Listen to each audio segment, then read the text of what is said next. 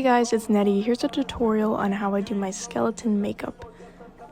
I use this You Can Be face paint palette and eyeliner. I'm using an e.l.f. eyeliner. It's waterproof and smudge proof, and angled brushes. So the first thing I do is I create this shape on my eye.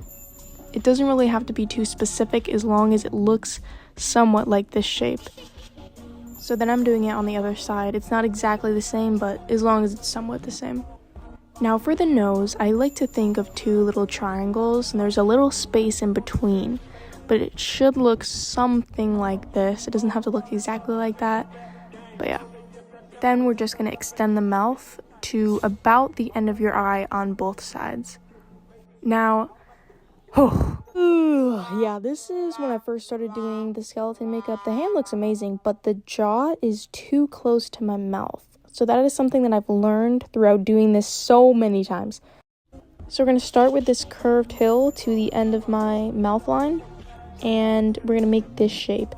A lot of makeup artists do this differently. I'm not really sure how I came up with this, but I did. So now we're going to fill everything in using our face paint and make sure it's a little bit faded towards the beginning. Now you're going to completely fill in the eyes. And after you fill in the eyes, make sure you go back with a detailed brush just to fix up the edges. Since this is an oil-based product, it is harder to work with.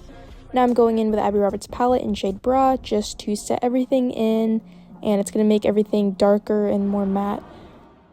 Alright, so every time I do this, it looks different. This is my all-time favorite. Like, look at this. There's no flaws whatsoever. The teeth are a little bit bigger, so I would make the teeth a little bit bigger than what I'm showing you in the video.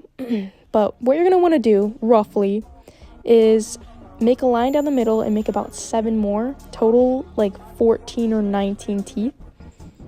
But you want something that looks like this. And then you're going to make almost like teardrops, is what I like to call it. But I don't even know. Then you're going to adjust your jaw to where you want it. You want it about right where your eye ends. And then you're going to use eyeshadow to kind of fix everything up.